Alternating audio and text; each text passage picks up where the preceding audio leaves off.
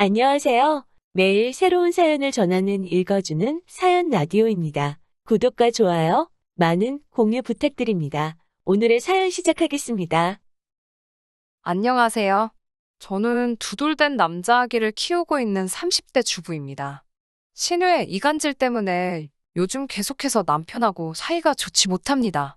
남편과 저는 아이러니하게도 신우의 소개로 만났습니다. 대학교 시절부터 취업 전까지 저는 입시학원에서 수학을 가르치고 있었고, 신우는 그 학원 상담실장이었어요. 우연한 기회로 점심 몇 번 같이 먹다가 신우가 좋은 사람이 있는데 한번 만나보지 않겠냐고 했고, 그게 지금의 남편입니다. 사실 둘이 남매인지는 나중에 알았습니다. 처음에는 그냥 좋은 사람이라고만 소개해서 막연히 지인이겠거니 했어요. 그러다 남편과 세네 번쯤 만났을 무렵 신우와 남매 사이라고 남편이 말해줘서 알았네요. 제가 왜 진작 말하지 않았냐 하니 신우가 제가 누나 있는 남자를 안 좋아한다고 말했다고 하더래요. 저는 그런 말을 한 적이 없는데 말입니다. 하지만 남편이랑 이미 잘 지내고 있었기 때문에 굳이 따지고 들지는 않았어요. 지금 생각해보면 그때부터 따졌어야 했던 건지도 모르겠습니다. 저는 시간을 갖고 좀 알아가고 싶었던 반면 남편은 가능한 빨리 결혼하고 싶어 했어요. 자기 어머니가 많이 아프셔서 조금이라도 건강하실 때 자기가 좋은 사람 만나서 결혼하는 모습을 보여드리고 싶다고 하더라고요. 남편은 집안의 막내이자 유일한 아들이었기 때문에 그 마음이 좀 이해도 되긴 하더라고요. 그렇게 저희는 6개월의 짧다면 짧은 연애를 하고 바로 결혼하게 되었습니다. 저는 당시 모아둔 돈이 5천만 원 정도 있었고 남편은 3천만 원 정도 가지고 있었어요. 양가 어른들에게 손 벌리지 않고 결혼하려고 했지만 둘이 1억도 안 되는 돈 가지고는 도저히 안 되겠더라고요. 결국 친정에서 5천만 원을 빌려주셨고 남편도 신우에게 2천만 원을 더 빌려서 결혼하게 되었습니다. 결혼식은 반반 부담했고 경기도의 작은 아파트 전세를 얻었습니다. 그런데 결혼식을 한 달 정도 남겨둔 상황에서 시모께서 결국 세상을 떠나셨어요. 오랫동안 아프셨던 분이라 다들 어느 정도 마음의 준비는 하고 있었던 것 같아요. 장례를 치르고 일주일 정도 지났을 무렵 결혼식을 미뤄야 할지 매우 걱정이 되더라고요. 이리저리 알아보니 주변 사람들은 받아놓은 날이니 괜찮다고 하더라고요. 그래서 조심스레 신우의 의견을 물었더니 신우가 저희 둘이 알아서 하라고 했습니다. 그런데 그날 저녁 남편에게 전화가 왔어요. 술에 잔뜩 취해서 누나가 그러는데 제가 돌아가신 분은 돌아가신 분이고 결혼식은 이미 돈도 다 냈으니까 해야겠다고 제가 우겼다는 거예요. 정말 어이가 없어서 말도 안 나오더라고요. 남편의 말도 안 되는 술주정을 듣고 있는데 열불이 나서 결국 신우에게 전화를 했습니다. 신우에게 왜 도대체 하지도 않은 말을 만들어내서 말을 하시냐 하니 제가 했던 말들이 자기의 귀에는 그렇게 들렸다는 거예요.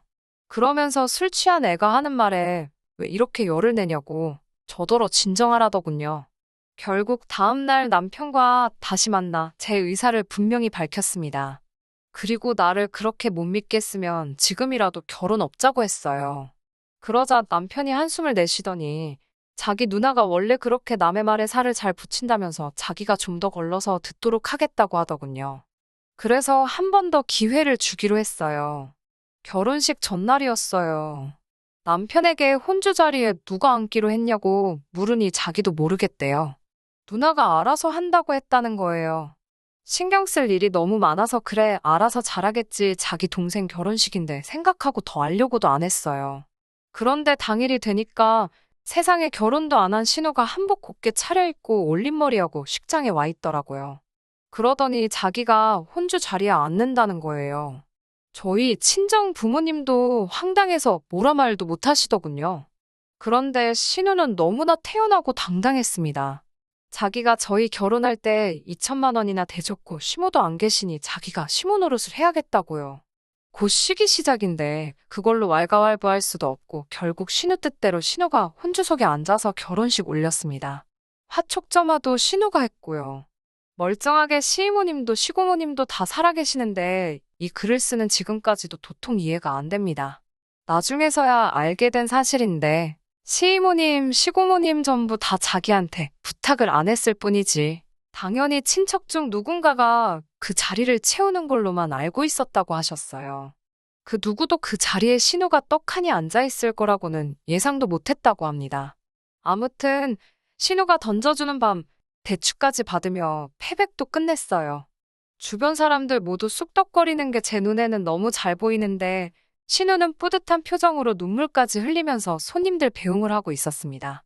정말 누가 보면 신우가 남편 키워서 장가 보내는 줄 알겠더라고요. 결혼식 이후로 신우는 슬슬 이것저것 저에게 요구하는 것이 많아졌어요. 정확히 말하면 무슨 드라마에도 안 나올 시모 노릇을 하려고 들더라고요. 일주일에 2번은 전화해서 어떻게 사는지 보고를 하래요. 보고는 무슨 보고냐고 저는 그렇게 할 생각 없다고 남편에게 딱 잘라 말했어요. 뭐가 그렇게 눈치가 보이는지 남편은 일주일에 몇 번은 신우에게 전화를 꼭 하더라고요. 그러다 자기도 지쳤는지 며칠 안 하기 시작했고요. 남편이 전화를 안 하니까 이제 밤낮 주말을 가리지 않고 저희에게 아무 때나 연락을 해왔습니다.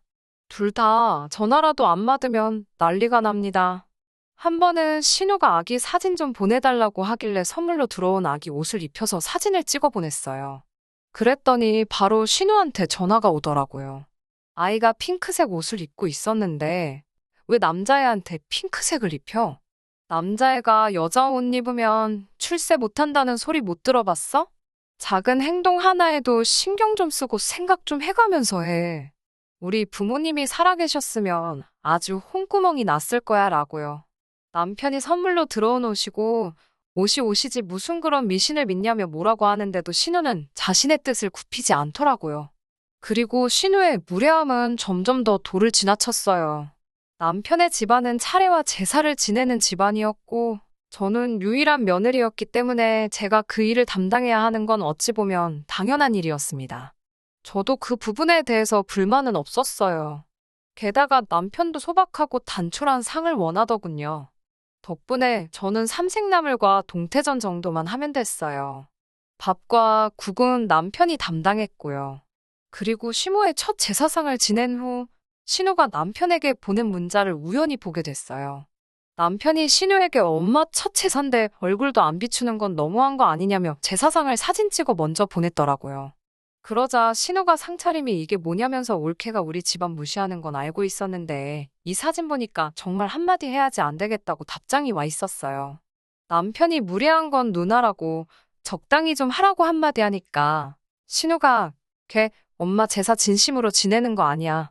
엄청 교활한 아주 뱀 같은 여자애니까 너도 조심해라고 답장이 왔더군요. 이제는 시어머니 노릇도 못해서 저와 남편 사이를 이간질까지 하려는 건가 싶더라고요. 비록 우연히 본 문자지만 이런 내용까지 본 이상 도저히 참고만 있을 수는 없었어요. 그래서 남편에게 일단 핸드폰을 보게 된 건 미안하다고 그렇지만 난 도저히 억울해서 이렇게는 못 살겠다고 이혼하자고 했어요. 그러자 남편도 자기 누나가 아무래도 제정신이 아닌 것 같다면서 자기는 시집도 못 갔는데 우리가 잘 사는 걸 보니 배가 아픈가 보대요. 그러면서 자기가 누나한테 한마디 할 테니까 이번 한 번만 더 용서해 달라고 하더라고요. 제가 그럼 지금 여기서 스피커폰으로 신우한테 전화해서 앞으로 보지 말고 살자고 얘기하라고 했어요. 그러자 남편은 잠시 머뭇거렸습니다.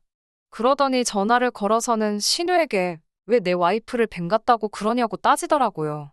그러니까 신우한다는 말이 너 어려서는 내 말에 한마디 반항도 안 하더니 올케 만나고서부터 변했다고 그게 다 올케 새치여에 놀아나서 그런 거야라며 혓바닥 놀리는 게 뱀이지 사람이겠냐고 남편에게 정신 차리라고 하더군요.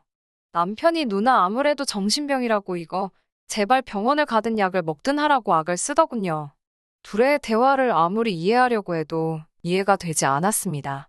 가만히 있던 나에게 굳이 자기 남동생을 소개시켜놓고 이제 와서 제가 마음에 안 들어 미치겠나 보더라고요. 아마 신우는 학원에서 보이는 저의 단편적인 이미지만 보고는 말 잘 듣는 올케를 기대했던 것 같기도 해요.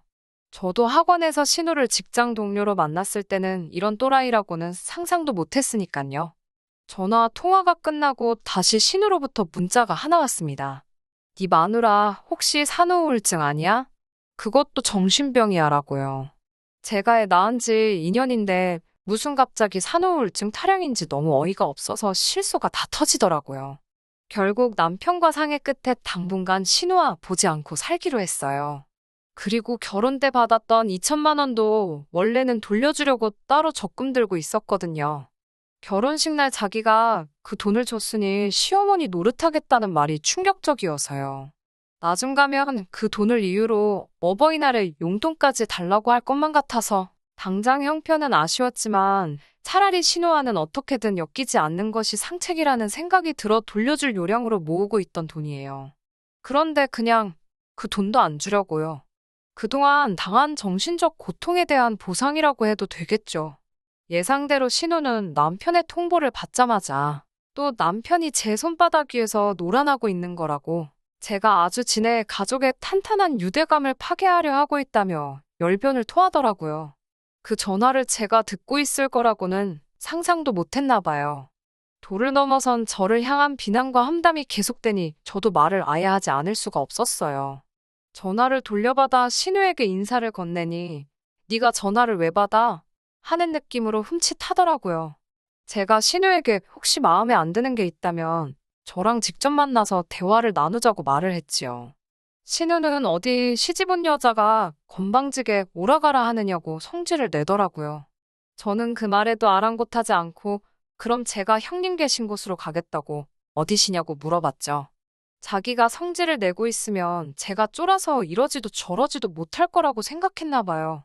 그런데 오히려 제가 더 당당하게 나가고 직접 만나자는 식으로 말을 하고 있으니 오히려 신우가 더 겁을 먹어서 만남을 피하려고 하더라고요.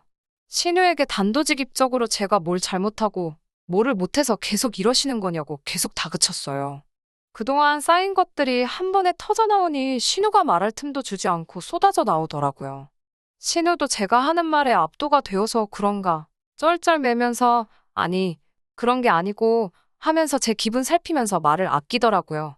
겁을 먹었는지 어버버대면서 말도 똑바로 못하는 걸 보니 제가 이런 면을 가지고 있었는지 처음 알았던 것 같습니다. 형님께 단도직입적으로 남편의 누나로서 책임감을 느껴 시어머니 노릇을 하고 싶으신 거냐? 아니면 그냥 우리 둘 사이가 좋아 보여서 질투가 나서 그러시는 거냐? 그것도 아니면 둘 다냐? 하고 물어봤어요. 신우는 그런 게 아니고 하면서 변명을 하려고 했지만 아무 말도 못하고 결국 전화가 다 끝날 때쯤이 돼서는 내가 그랬어. 그것 때문에 기분이 나빴으면 미안해. 하면서 제게 사과를 해오더라고요. 충분히 참교육을 시켜준 것 같아서 전화를 끊었습니다. 하지만 신우는 그치지 않고 계속해서 남편에게 제 험담을 늘어놓았다고 해요. 하지만 남편의 칼 같은 차단으로 신우의 이간질은 통하지 않았고요. 오히려 이번 일을 통해서 남편이나 전화하고 싶은 얘기가 있으면 서로 솔직하게 터놓고 이야기하게 되었어요. 그러다 보니 오해할 일도 없고 서로 더 잘 이해할 수 있는 돈독한 사이가 된 것 같아서 정말 좋고 행복합니다. 남도 아니고 자기의 가족, 남동생의 일이니 아버님, 어머님 두 분 다 계시지 않는 와중에 신우가 충분히 그럴 수 있다고 생각은 해요. 하지만 그 정도가 또 지나치다 보니 저도 참을 수가 없었습니다. 신우가 결국 잘못을 뉘우치고 저희 앞에 다시 평범한 누이와 동생, 신우이와 올케 사이가 되길 원한다면 저는 언제든지 마음을 열어 신우를 환영해줄 준비가 되어 있어요. 아직까지 신우가 준비가 된 것처럼 보이지는 않지만요. 아무튼 한동안은 신우의 속박에서 벗어나서 모처럼 남편과 제가 마음 편히 행복하게 지낼 수 있겠습니다. 사연 들어주셔서 감사합니다. 긴 이야기 들어주셔서 감사합니다. 오늘의 사연은 여기까지입니다. 구독과 좋아요, 알람 설정해주시면 앞으로 더 좋은 사연으로 찾아오겠습니다. 감사합니다.